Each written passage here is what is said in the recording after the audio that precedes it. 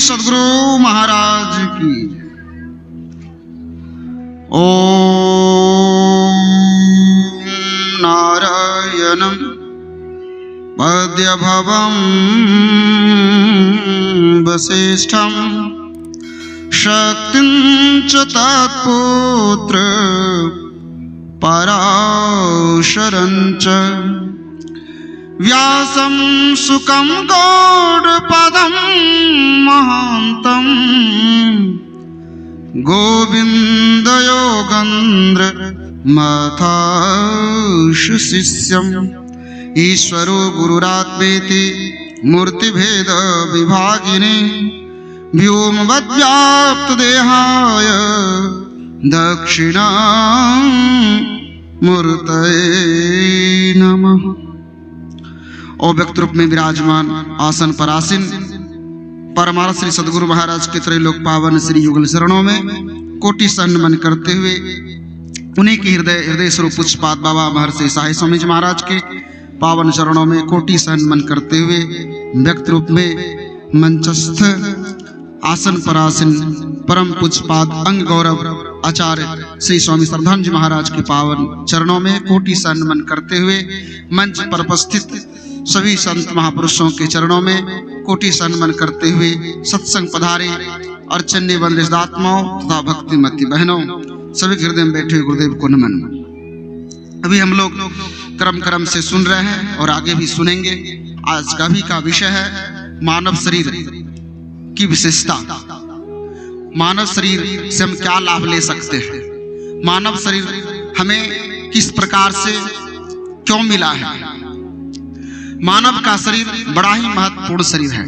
मानव का शरीर दो भागों में परमात्मा ने बनाया है। मनुष्य का शरीर एक ऐसा शरीर है, भोग और योग दोनों है। जो हम आप किए हैं वो भोग रहे हैं, जो करेंगे वह भी भोगेंगे। इसलिए महापुरुषों ने कहा दो कर्म तो सभी जानते हैं, अच्छे कर्म और बुरे कर्म, पाप कर्म पुण्य कर्म। पाप कर्म का फल दुख, अच्छा कर्म का सुख। पर महापुरुषों ने कहा ये दोनों कर्म जो है मनुष्य शरीर में ये दोनों बंधन है। पर दुख पाप कर्म तो महाबंधन है, महादुख है। पर पुण्य कर्म भी ये भी बंधन है। पर उदाहरण दिया महापुरुषों ने कि पाप कर्म लोहे की बेड़ी और पुण्य कर्म सोने की बेड़ी है, पर है दोनों बेड़ी। पर महापुरुषों ने कहा एक कर्म और है जो संसार में आपको कहीं पता नहीं चलेगा। संसार में अगर कहीं पता चलने का है तो बस एक ही स्थान है, संत महापुरुषों की संगति अर्थात सत्संग में जब आएंगे तभी पता चलेगा कि वह तीसरा कर्म कौन सा है जिससे मानव का शरीर सार्थक हो जाता है, सफल हो जाता है और हम सदा के लिए महादुख से बच जाते हैं। वह कौन सा कर्म है? महापुरुषों ने कहा वह कर्म का नाम है, उसी कर्म को विशेष कर्म कहा, उसी कर्म को अधिक ज्ञान कहा, उसी कर्म को कहते हैं भक्ति कर्म कहा। एक उपनिषद ऋषि लिखते हैं आहार निद्रा भय मैथुनंच सामान में तत् पस्वीर नराणम ज्ञानम नराणम अधिकम विशेषो ज्ञाने नहीं न पस्वी समान। अगर मनुष्य शरीर को पाकर पूरे जीवन भर अगर चार काम ही करते रह गए और मर गए तो मनुष्य और पशु में कोई अंतर नहीं। का आहार खाने को व्यवस्था करना, निद्रा सोने को उत्तम व्यवस्था करना, आहार निद्रा भय कोई मुझे तकलीफ दुख ना पहुंचा दे, बॉडी गार्ड रखते हैं, Z+ सुरक्षा रखते हैं, पर उसको भी मरना पड़ता है। आप घर बनाते हैं, ताला लगा देते हैं, बहुत बड़ा दरवाजा लगाते हैं, मजबूत सिपाही रखते हैं, फिर भी आपको मरना पड़ता है। आहार निद्रा भय को मुझे मार नहीं दे, उससे अपनी रक्षा करते हैं। और मैथुनंचो बच्चों यानी परिवार की संख्या को बढ़ाना। अगर यही चार काम पूरे जीवन भर करते रह गए, मर गए तो का पशु और मनुष्य में कोई अंतर नहीं है। बस अंतर है कि पशु को सिंह पूंछ होता है तो पशु कहलाता है, ऐसे मनुष्य संसार बिना सिंह और पूंछ का ही पशु है। तब कहा पशुता से हम कैसे ऊपर उठेंगे, मानव कैसे बनेंगे? का ज्ञानम अधिकम विशेषो। ये चार ज्ञान से अधिक ज्ञान होनी चाहिए। अधिक ज्ञान को ही निष्काम कर्म कहते हैं। भक्ति कहते हैं। अगर मनुष्य शरीर में अगर आप निष्काम कर्म नहीं किए, भक्ति अगर आपने नहीं किया, तो आप फिर से आपकी पास आना पड़े तो फिर 84 जाए, ये मानव शरीर का छूटेगा, 84 लाख योनि में जाएंगे। और 83,99,999 जो शरीर है, ये शरीर दुखों से भरा हुआ है।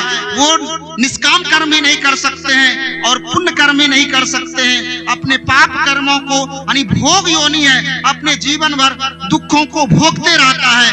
पर उसी दुखों को देखकर परमात्मा ने कभुक करी करुणा नरदेही देख इसमें हेतु सनई, वो कारण से करने वाले परमात्मा ने दया करके हम जीव को मानव का शरीर दिए हैं, ताकि भजन करके एक मौका दिए हैं हम पशुता से 84 लाख योनि से ऊपर उठ सकते हैं। अगर भजन नहीं किए 84 लाख योनि में चले गए तो सबसे पहला नंबर में मनुष्य की विशेषता और मनुष्य के अलावा 83,99,999 शरीर व्यवस्था को आप एक झांकी देख लीजिए। शब्दों के माध्यम सुनाता हूं।